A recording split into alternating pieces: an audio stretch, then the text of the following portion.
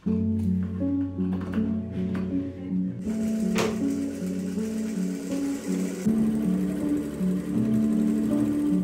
গল্পটা শুরু হয় বিহারি ক্যাম্প থেকে, যেখানে আমরা একটি মাসিক স্বাস্থ্যকালীন ট্রেনিং দেওয়ার সুবাদে জানতে পারি যে সেখানকার কিশোরীরা স্যানিটারি প্যাডের পরিবর্তে কাপড় ব্যবহার করছে, এবং এটা আমাদেরকে খুব বেশি অবাক করে।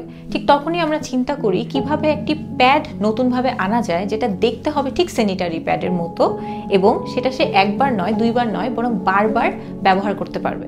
এই যাত্রাপথে অনেকগুলো বাধা বা প্রতিবন্ধকতার শিকার হই। অনেকেই জানি না যে আমরা যে স্যানিটারি প্যাডটা ব্যবহার করে থাকি এটাতে সিনথেটিক প্লাস্টিক থাকে, যেটা আমাদের পরিবেশের জন্য অনেকটা ক্ষতিকর। একজন নারী কর্মক্ষম ব্যক্তি তারা আমাদেরকে সহায়তা করছে এই প্যাডগুলো তৈরি করার জন্য।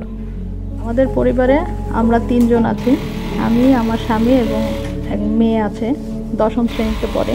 আমার এক আন্টির কাছ থেকে বাসায় বসে, এটা আমার মেশিন ছিল বাসায়, যেটা নর্মাল মেশিন, পায়ের মেশিন, ওটা দিয়ে আস্তে আস্তে শিখেছি, এবং নিজের যে দর্জি কাজগুলো ওগুলো শিখেছিলাম। দর্জি কাজ থেকে আস্তে আস্তে এই মেশিন চালানো। আমরা 2 জন কাজ করতাম, একজন হেল্পার হিসাবে কাজ করতো আর আমি অপারেটর হিসাবে কাজ করতাম। এখন মোটামুটি অপারেটর আছে 4 জন, 4টা মেশিনে, আর আমার হেল্পার আছে 1 জন। এখানে একটা লেয়ারই কেটে নিতে হয়, এই যে প্রথম একটা লেয়ার, এই আরেকটা লেয়ার, এইভাবে সেলাই করা হয় রাউন্ড করে।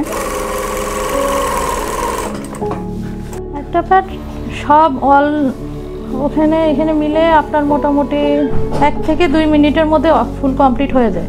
তারপরে এখন এটা কাজ আছে, 2 সাইড আমাদেরকে ছিদ্র করতে হবে, তারপরে 2টা বাটন লাগাইতে হবে। দেন এই যে আমাদের কিউসি বলে, এগুলো আমাকে কেটে ফুল ফ্রেশ করতে হবে।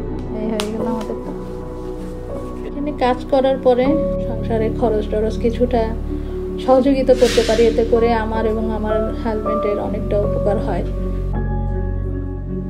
প্রোপ্যাড আশা করে যে এমন একটি পরিবেশ তারা তৈরি করতে পারবে যেখানে ক্লাইমেট ফ্রেন্ডলি প্রোডাক্ট বাজারে আরও আসবে এবং মানুষজন খুব কমফোর্টেবলি এটা ব্যবহার করতে পারবে।